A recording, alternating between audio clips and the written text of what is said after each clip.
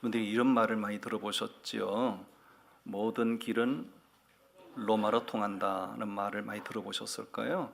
저도 그 말을 많이 들어는 봤지만 로마에 가서 보고 이래서 이 말이 생겨났구나 하는 것을 로마에 가서 확인을 할 수 있었어요.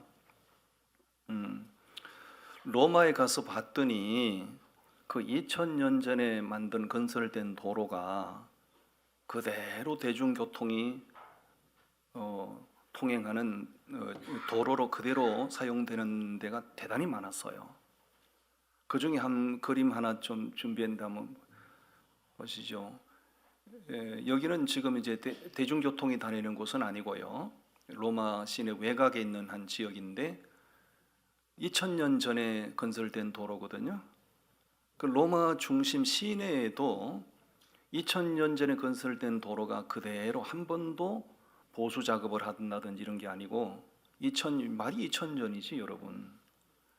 2000년 전에 도로가 건설이 됐는데 한 번도 변경하지 않고 지금도 대중교통이 다니는 도로, 전용 도로로 사용되고 있다. 대단한 겁니다. 대단한 겁니다. 그럼 로마 제국이 그 당시에 왜 이렇게 도로를 사통팔달로 도로를 이렇게 잘 만들었을까? 그것은 세계 정복에 대한 야욕 때문에 그렇습니다. 로마가 그 당시 제국을 형성하고 전 세계를 다 지배하고 있었는데 로마 제국의 그 정치 정복 야욕은 끝이 없었습니다. 전 세계를 로마 제국이 다 통치하기를 원한다는 도로를 잘 만든 거예요. 여러분 사도 바울은 유대인인데 이방인들에게 가서 복음 전하라고 하나님이 그를 사도로 부르셨거든요. 바울이 이방인들에게 가서 1차, 2차, 3차 선교 여행을 하면서 사도 바울의 마음속에 새로운 꿈이 생겼어요. 하나님께서 나를 저 수많은 이방인들에게 복음을 전하라고 나를 부르셨는데 어떻게 하면 저 모든 세계 민족과 열방 가운데 이 생명의 복음을 흘러가게 만들까? 로마에 가서 복음 전하면 되겠다는 꿈이 생긴 거예요. 왜? 로마가 전 세계 영향력을 끼치고 있었으니까. 그렇다면 저 세계 중심인 로마에 가서 이 생명의 복음의 폭탄을 터뜨리면 이 복음이 전 세계로 퍼져나가지 않겠는가? 그래서 사도 바울은 선교 사역을 하면서 안전하서나 늘 기도했어요. 하나님, 나를 저 로마에 보내주세요. 내가 저 로마에 가서 복음 전하게 해주세요. 그렇게 기도하다가 드디어 하나님께서 바울을 로마에 가게 하셨어요. 그 과정은 우리가 다 아시잖아요. 자기가 원했던 방법으로는 아니지만 주 예수의 신분을 만들어 가지고 알렉산드리아 호를 타고 호송돼서 로마에 갔다고요. 그 사도 바울이 이제 로마에 가서 복음을 전함으로 많은 믿는 사람들이 생겨났어요. 그 공동체를 가리켜서 로마 교회라고 하는 겁니다. 그 로마 교회의 모습이 오늘 마지막 시대를 살아가는 우리 교회 공동체 그리스도인들에게 주는 그 도전이 대단히 중요해요. 자, 로마 교회는 어떤 교회였는가? 첫 번째 주제인데요. 23절 말씀에 무슨 소망을 심어주는 교회라고요? 그렇습니다. 천국 소망, 세상 가치관을 심어주는 교회가 아니고 천국 가치관, 천국 소망을 심어주는 교회. 자, 23절 보십시오. 우리 함께 읽으시겠습니다. 시작. 그들이 날짜를 정하고 그가 유숙하는 집에 많이 오니 바울이 아침부터 저녁까지 강론하여 하나님의 나라를 정언하고 모세 율법과 선지자의 말을 가지고 예수에 대하여 권하더라. 아멘. 사도 바울이 꿈에 그리던 로마에 갔다고요. 그 소문이 삽시간에 쫙 퍼져나가는 그 유명한 사도 바울이 로마에 왔단다. 워낙 사도 바울의 명성이 대단했으니까요. 그 소문이 퍼져나가니까 너도 나도 사도 바울 한번 보자. 요즘 한동훈이 가는 데마다 구름 인파가 모이더만. 한동훈이 한번 보자. 내가 조목사 갈 때 그렇게 구름 인파가 모이면 얼마나 좋겠어요. 구름 인파가 모인 거예요. 사도 바울 한번 보자. 그 유명한 바울이 왔다는데. 그래서 23 말씀 다시 보십시오. 그가 유숙하는 집에 사람이 많이 왔대요, 적게 왔대요? 많이 왔습니다. 자기를 보러 찾아오는 그 사람들에게 바울이 뭘 했다고요? 아침부터 저녁까지 뭘 했다고요? 강론했다는 얘기는 말씀을 풀어서 그들에게 설명했다. 아침부터 저녁까지 풀타임 사역입니다. 풀타임 사역. 잠시도 쉬는 날이 없었어요. 자, 자기를 찾아오는 그 수많은 사람들에게 아침부터 저녁까지 말씀을 강론하는데, 문제는 말씀의 주제가 뭐였죠? 하나님의 나라에 관하여 청언한 겁니다. 어떻게 하면 장사 잘 되는지, 어떻게 하면 돈 잘 버는지 그런 거 가르치지 않았죠? 하나님의 나라에 대해서 강론한 거예요. 하나님의 나라. 하나님의 나라에 대해서 말씀의 주제는 하나님의 나라 천국이어서 Kingdom of God, 천국, 하나님의 나라. 그 하나님의 나라에 대해서 강론을 하면서 바울이 뭘 풀어서 설명했다고요? 모세 율법과 선지자의 말을 가지고 예수에 대해서 권하더라. 무슨 얘기냐면, 모세가 하나님으로부터 율법을 받아서 모세 오경을 썼잖아요. 그렇죠? 창세기부터 신명기까지. 거기 보면 십계명도 나오고 각종 절기도 나오고 성막도 나오고 전부 다 하나님이 주신 말씀이에요. 그 말씀의 내용이 뭐냐면 예수를 보여주는 거예요. 그럼 이사야 선지자부터 말라기 선지자까지 그 많은 선지자들이 그 긴 세월 동안에 하나님의 말씀을 많이 예언했다고요? 그 수많은 선지자들이 예언했던 그 많은 예언의 말씀의 핵심 주제가 뭐예요? 예수 그리스도예요. 그러니까 오늘도 여러분들이 창세기를 읽으시든 출애굽기를 읽으시든 신명기를 읽으시든 그 모세의 오경을 읽으시면서 누가 많이 보여야 될까요? 예수가 많이 보여야 되죠. 아, 이 말씀은 예수를 가리키는 거네. 또 그 선지자들이 전했던 그 예언서를 읽으면서도 누가 많이 보여야 돼요? 예수 그리스도가 많이 보여야 돼요. 왜 예수가 보여야 되는가? 그 예수 그리스도만 유일한 구원자시고 그 예수 그리스도를 통해서만 하나님의 나라를 유업으로 받을 수 있기 때문에. 사도 바울은 조금 더, 여러분, 사도 바울은 저도 풀타임 사역을 해보고 있지만 이게 보통 일이 아닙니다. 정말 힘들거든요. 아침부터 저녁까지 2, 3일 동안 그렇게 반짝하는 건 그렇게 할 수 있겠지만은 바울이 2년 동안 그렇게 했거든요. 하루도 쉬는 날 없이 아침부터 저녁까지 풀타임으로 구름 인파가 몰려오는데 그들 전부 다 영접을 하고 하나님의 나라에 관해서 예수 그리스도에 관해서 그것만 집중적으로 가르치는 거예요. 그럼 뭘 보여주는 거예요? 사도 바울이 그들에게 무슨 가치관을 심어주려고 하는 거죠? 하나님 나라 가치관을 심어주려고 하는 거예요. 왜? 궁극적으로 인생이 살아가는 목적이 뭔가? 이 땅에서 고작 돈이나 벌고 아파트 평수나 몇 평 늘리다가 그렇게 살아가는 게 인생의 목적이 아니다는 거죠. 인생의 목적은 영원한 하나님의 나라를 유업으로 받기 원하는 거잖아요. 그래서 하나님의 나라에 관해서 풀타임으로 그렇게 강론을 했는데 얼마나 피곤했을까? 전 풀타임 사역을 해보기 때문에 아는 거예요. 얼마나 피곤했을까? 왜냐하면 저는 비교적 건강한 사람이에요. 근데 사도 바울은 건강한 사람이 아니잖아요. 신체적인 대단히 약점을 가진 사람이잖아요. 그럼에도 불구하고 단 하루도 쉬지 않고 아침부터 저녁까지 풀타임으로 2년 동안 하나님의 나라에 관하여, 어제도 하나님의 나라에 관하여, 오늘 찾아오는 사람에게도 하나님의 나라에 관하여, 내일 찾아오는 사람에게도 하나님의 나라에 관하여, 그리고 예수 그리스도에 대하여. 사도 바울의 설교가 무슨 문학적이고 철학적이고 고상하고 수준 높은 설교가 아니고요, 하나님의 나라에 관해서 말씀을 전하는데 집중한 겁니다. 왜? 우리가 세상을 살아가는 궁극적인 목적이 아까 말씀드린 것처럼 이 땅에서 돈 몇 푼 더 벌고 아파트 평수 몇 평 더 늘리고 그게 아니다는 거죠. 소풍 같은 인생 끝나면 영원한 하나님의 나라를 유업으로 받는 게 목적이기 때문에 천국에 대해서 말씀을 가르친 거예요. 사도 바울은 복음에 불타는 사람이거든요. 하나님이 바울을 왜 사명자라고, 사도로 왜 부르셨어요? 복음 전하라고.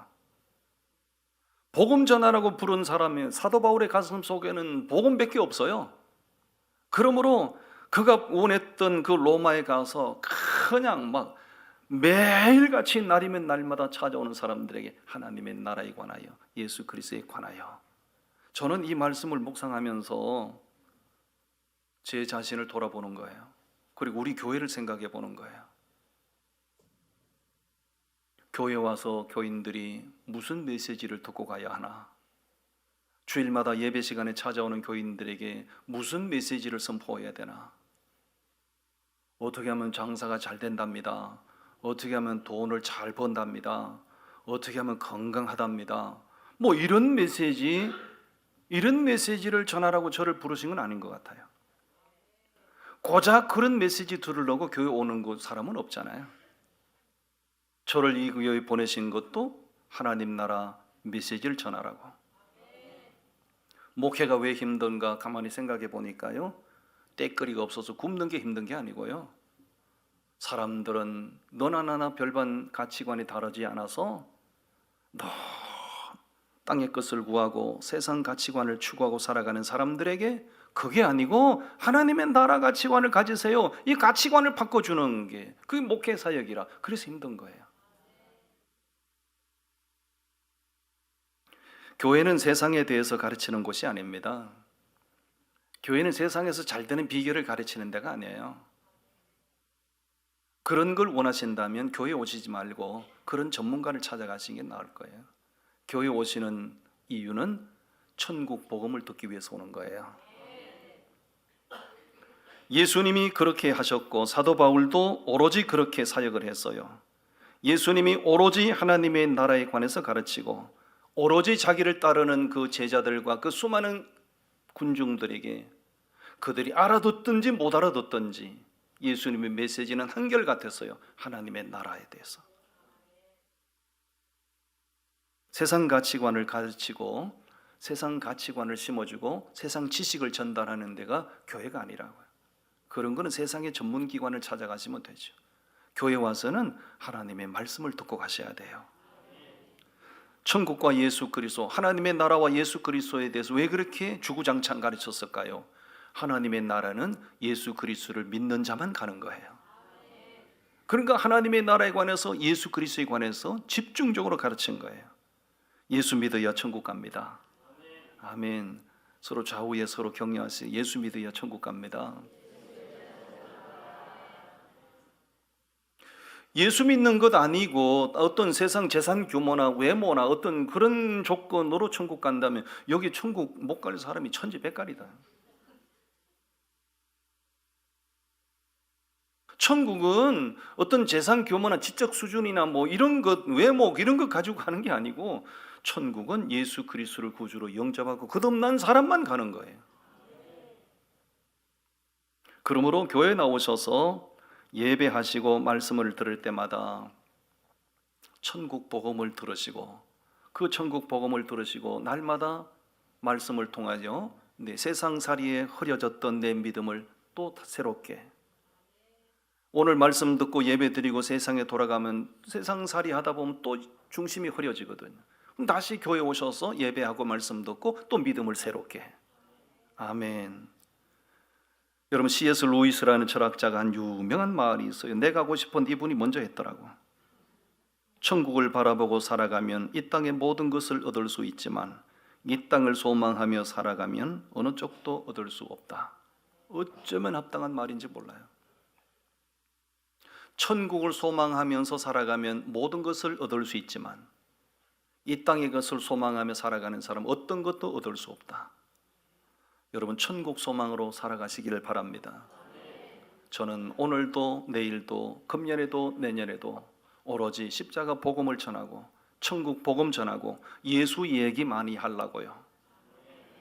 그런 교회를 가리켜서 복음적인 교회라고 하는 것이고, 그런 메시지를 선포하는 목회자를 복음적인 목회자라고 하는 거예요. 저는 우리 교회가 양쪽으로 대단히 규모 있는 교회가 되지 못하더라도 복음적인 교회가 되기를 원하고, 저는 복음적인 목회자가 되기를 원해요. 아멘. 천국 소망을 심어주는 교회, 그게 바로 로마 교회였고 오늘 우리 교회가 바로 그런 교회이기를 소망합니다. 두 번째, 로마 교회는 어떤 교회였는가? 상반된 결과가 나타난 교회, 매우 안타까운 모습이긴 해요. 자, 우리 24절과 25절을 같이 읽으시겠습니다. 24절 시작. 그 말을 믿는 사람도 있고 믿지 아니하는 사람도 있어 서로 맞지 아니하여 흩어질 때에 바울이 한 말로 이르되 성령이 선지자 이사야를 통하여 너희 조상들에게 말씀하신 것이 옳도다. 아멘. 바울이 로마에서 2년 동안 집중적으로 천국 복음을 전했거든요. 2년 동안. 여러분, 사도 바울이 어떤 사람입니까? 예수님과 버금갈 정도로 위대한 사람이잖아요.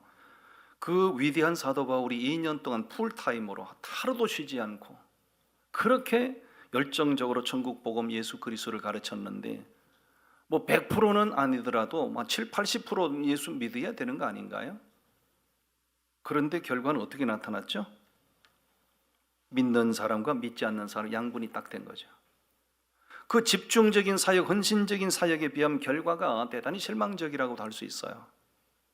그렇지만 사도 바울은 이 나타난 결과에 대해서 실망하지 않았어요. 그건 당연한 결과로 받아들인 거예요. 왜?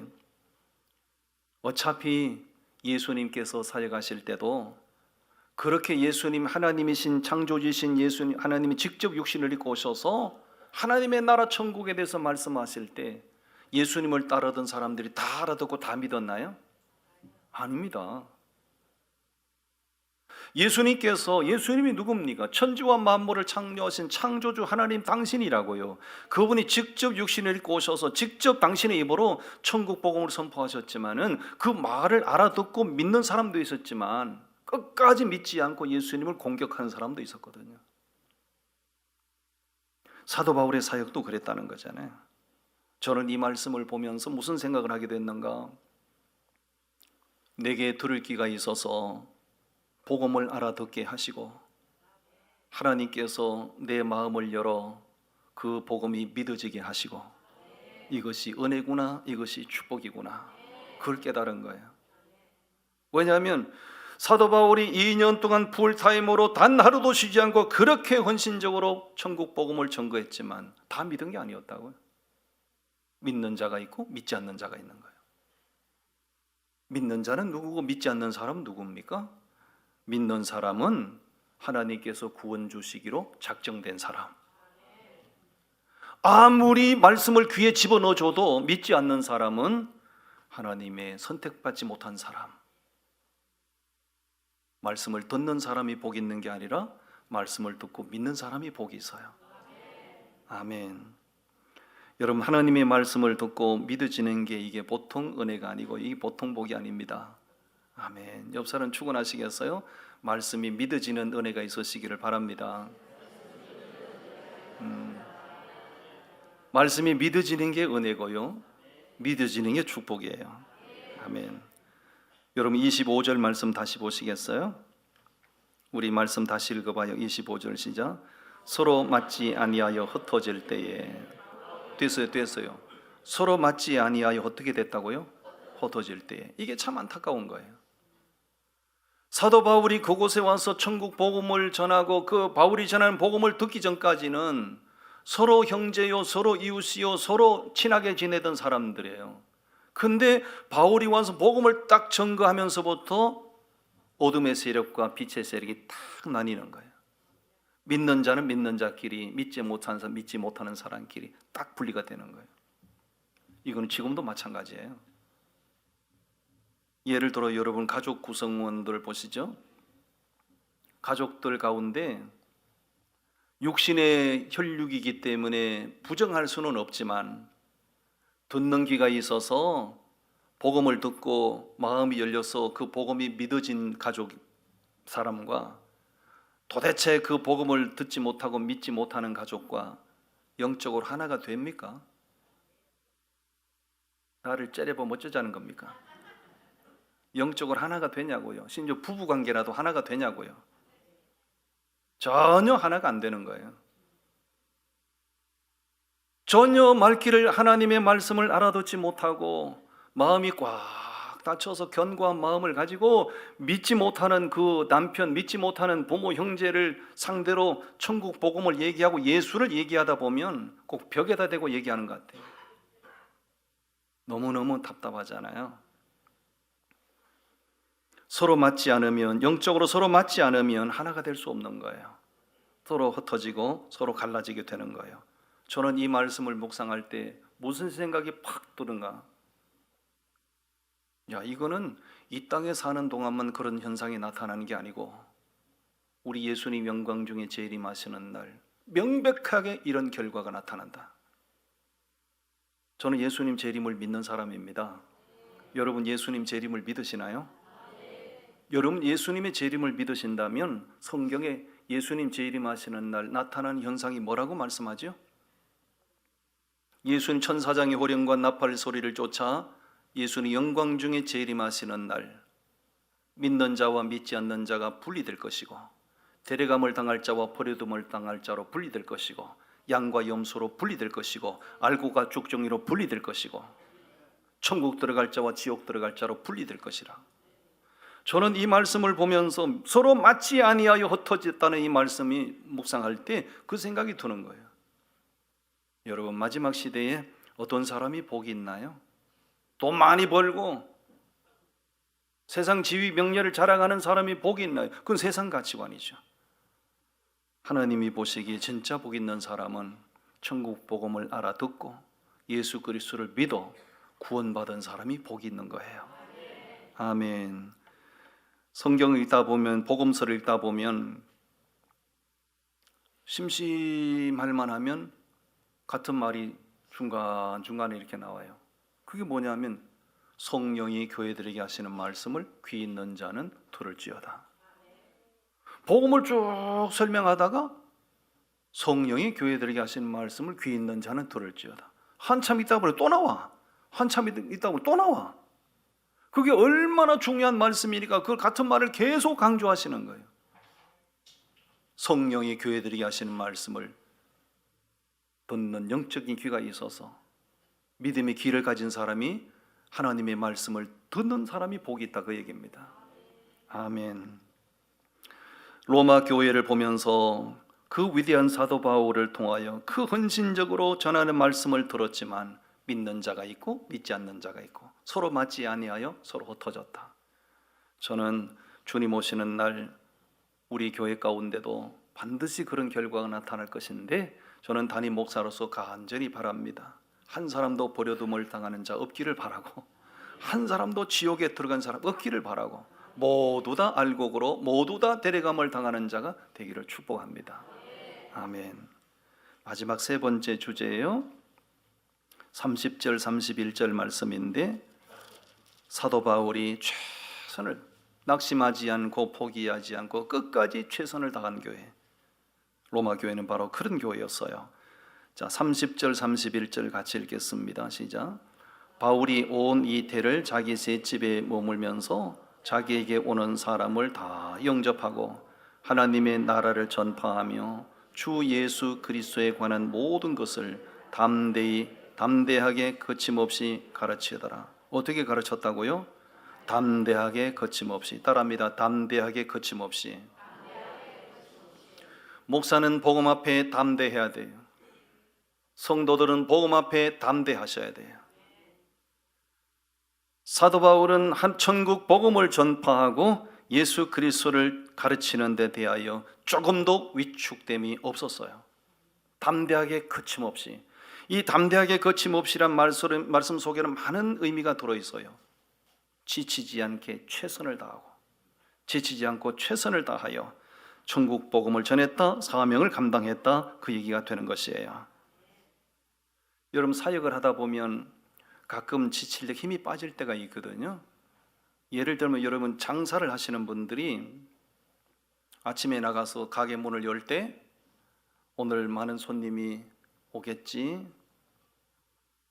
한 예를 들어서 이만큼의 손님이 오기를 바랬는데 기대했던 것보다 더 많은 손님이 오시면 몸은 힘든데 하루 매상을 정리할 때 전혀 피곤하지 않아요.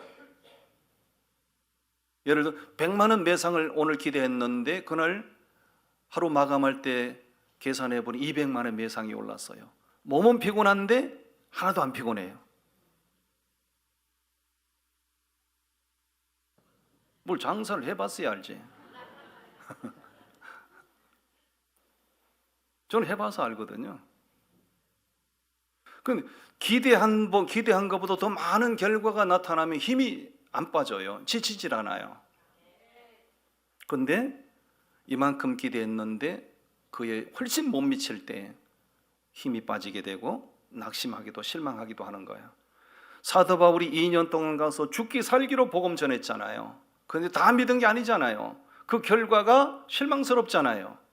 그럼에도 불구하고 사도 바울은 조금도 실망하거나 지치지 않고 거침없이 담대하게 끝까지 최선을 다하는 거예요. 저는 이 사도 바울의 모습을 보면서 맞다, 목사는 그래야 되는구나. 목회하다 보면 기대에 못 미치는 실망스러운 결과를 맞이할 때도 있거든요. 볼 때도 있거든요. 목회하다 보면 다양한 사람들을 상대로 목회하다 보면 마음에 아픔을 주는 사람들도 있거든요. 그래도 실망하지 말고 주눅들지 말고 목사는 복음 앞에 담대하게 거침없이 끝까지 최선을 다하는 그런 사역자가 되어야 된다는 도전을 받습니다. 할렐루야. 사도 바울이 왜 그렇게 담대하게 거침없이 복음을 전거했을까요? 그건 두 가지 이유 때문이에요. 첫 번째 이유는 자기를 거기 보내신 분도 하나님이시고 자기로 하여금 복음을 전하게 하신 분도 하나님이시고 그러므로 자기가 하는 사역 자체가 하나님께서 원하시는 사역이라는 확신 때문이에요. 그러니까 지치지 않는 거예요. 담대한 거예요. 두 번째 이유는 뭐냐? 지금은 비록 결과가 미미하지만 복음에는 생명이 따릅니다. 복음은 생명입니다. 그렇습니다. 이 복음은 생명이기 때문에 이 복음을 전가하고 포기하지 말고 계속해서 복음을 전하면 하나님의 때가 되면 풍성한 결과가 나타날 것으로 확신하기 때문에 그러니까 거침없이 담대하게 하는 거예요. 그 사도 바울의 확신이 너무 지나친 무리였을까요? 그렇지 않습니다. 서기 313년에 그 당시 로마 제국을 통치하던 황제는 콘스탄티누스 황제였죠. 콘스탄티누스 황제. 313년에 이 황제가 믿을 수 없는 칙령을 발표하잖아요. 이탈리아 로마 밀라노에서 밀라노 칙령을 발표하는 거예요. 그 콘스탄티누스 황제의 칙령이 뭐냐? 오늘부터 기독교를 누구도 핍박하지 말라. 그동안에 불같이 핍박했거든요. 오늘 이 시간부로 기독교를 누구도 핍박하지 말라. 그리고 오늘 이 시간부로 기독교를 대로마 제국의 국교로 선언하노라. 이게 밀라노의 칙령이고 그거예요. 사도 바울이 언젠가 때가 되면 결과가 나타나고 언젠가 때가 되면 열매를 거두리라는 확신을 가졌는데 그 확신이 적중한 거죠. 복음은 생명입니다. 당장 결과가 없어도 포기하지 말고 끝까지 최선을 다하면 때가 되면 하나님께서 역사하시는 줄로 믿습니다. 아멘. 제가 산창교회로 부임한 지가 벌써 14년이 됐어요. 세월 정말 빠르지요? 14년 전에 산창교회 청빙 요청을 받고 고민과 갈등이 수없는 고민과 갈등을 했어요. 내가 미국에 남을 건가? 산창교회를 가야 될 건가? 마산 땅에 아무도 권력 지친이 아무도 없고 나하고 소통될 만한 사람 아무도 없는데 내가 이 화려한 미국 생활을 내려놓고 산창교회로 가야 되나? 수많은 날 동안 고민하고 갈등하다가 기도 가운데 하나님의 부르심이 확실하다는 확정을 가지고 저는 순종하고 여기로 왔거든요. 순종한 하나님의 부르심 앞에 저는 결단하고 순종해서 산창교회로 온 거예요. 올 때 하나님이 나를 왜 부르시는지, 한국의 목사가 나보다 유능한 목사들이 너무너무 많은데 왜 하나님께서 나를 산창교회 담임 목사로 부르시는지 기도 가운데 명확한 응답을 받았거든요. 그것은 너가 한국에 가서 하나님의 비전으로 교회를 깨우라, 하나님의 비전으로 목회자들을 깨우라는 비전, 사명을 주셨거든요. 그래서 저는 산창교회 부임하는 그날부터 지금까지 하루도 멈추지 않고 전국을 뛰어다니며 하나님의 비전을 외치고, 여러분 아시잖아요. 우리 산창교회가 얼마나 고립된 교회였는지. 그러나 지금은 지역교회가 다 부러워하는 교회가 됐잖아요. 하나님이 하신 거예요. 아멘. 제가 2010년도에 5월 첫 주일부터 이 강단에서 설교를 하기 시작했는데, 한 달 후에 2010년 6월 25일 날 위임식을 하면서 저를 위임 목사로 이제 결정하고 위임식을 하는데, 지역교회 목사님들, 우리 성도님들 다 참석한 자리에서 제가 두 마디 얘기했어요. 내가 산창교회 은퇴하는 그날까지 두 가지 약속을 지키겠다. 첫째 약속이 뭔가? 절대로 헛새 부리는 목회를 안 하겠다. 거짓으로 포장하고 윗선으로 포장한 그런 목회를 안 하겠다. 헛새 부리는 목회하지 않겠다. 두 번째, 절대로 편법을 쓰지 않겠다. 이 두 가지 약속을 했어요. 저는 지금까지 그 약속을 생생하게 머릿속에 기억을 하고 헛새 부리지 않는 목회를 하려고 노력을 하고 있고, 절대로 편법을 쓰는 목회를 하지 않으려고요. 최근에 책이 하나 나왔는데 보니까요, 충격이에요. 치팅 컬처라는 책이, 치팅 컬처, 이 책이거든요. 컬처는 문화잖아요. 컬처는 문화인데 더러운 문화라. 치팅이 뭐냐? 거짓, 편법, 불법, 윗선. 여러분, 치팅이 컬처가 되면 안 되잖아요. 거짓이 문화가 되면 안 되잖아요. 편법, 불법이 문화가 되면 안 되잖아요. 그거는 정치권도 치팅이 문화가 되면 안 되는 거예요. 목회 현장은 더더군다나, 목사님들 세계는 더더군다나 치팅 문화가 되면 안 되는 거예요. 여러분, 정치인들이 하는, 우리가 왜 정치인들을 신뢰하지 않습니까? 입만 열면 거짓말하니까. 입만 열면 거짓말하고 습관적으로 거짓말하는 사람이 대통령이 되겠다고 그러고 국회의원 뽑아달라고 그러고, 지도자들이 입만 열면 거짓말하니까 이제는 국민들이 그게 오염이 돼서 거짓말이 거짓말로 들리지 않는 거예요. 우리 어느새 그런 지도자들의 그 습관적인 거짓말, 그것이 마치 문화가 돼버린 거예요. 이게 더러운 문화, 치팅 컬처가 된 거예요. 여러분, 정직이 문화가 되고 진실이 문화가 되면 그 민족은 살아납니다. 거짓과 불법과 편법이 문화가 되면 그 나라는 몰락을 합니다. 우리나라가 치팅 컬처가 됐다고요. 거짓과 불법과 편법이 문화를 이루고 있다고요. 이건 나라가 망하는 길로 가는 거예요. 저는 편법을 쓰지 않겠다고요. 저는 단 한 번도 편법을 쓰지 않다. 저는 한 번도 남의 설교 갔다가 베껴서 한 적이 없어요. 그렇게 바쁘게 돌아다녀도 밤을 새워서라도 말씀 묵상하고, 제가 묵상하고 받은 말씀을 강단에서 선포했어요. 한 번도 저는 남의 설교집을 갖다 베껴서 설교한 적이 없어요. 나를 하나님께서 이 교회 담임 목사로 불러 세우신 것은 내게 맡겨주신 성도들에게 하나님의 말씀을 정확하게 가르쳐 하나님의 사람들로 세우라는 거잖아요. 그러기 위해서는 제가 하나님 보시기에 정직해야 돼요. 온 세상이 치팅 컬처, 거짓 문화, 편법 문화, 더러운 문화가 판을 치는 이때에 한국 교회는 깨끗하고 정직해서 민족의 희망이 되어야 되고, 그 많은 교회들 가운데 우리 교회는 더더군다나 주님 보시기에 깨끗한 신부로 거룩한 교회로 구별되어야 됩니다. 할렐루야. 아멘. 저는 목회를 은퇴하는 그날까지 제가 위임식을 할 때 전교인들 앞에 공헌한 거 반드시 저는 기억하고 지킬 겁니다. 우리 사도 바울이 로마 교회에 가서 결과가 미미했지만 낙심하지 않고 끝까지 최선을 다했던 그 모습이 제게 있기를 바라고, 여러분들도 결과가 없어도 쉽게 포기하지 마시고 끝까지 최선을 다하다 보면 때가 올 겁니다. 아멘. 기도하겠습니다.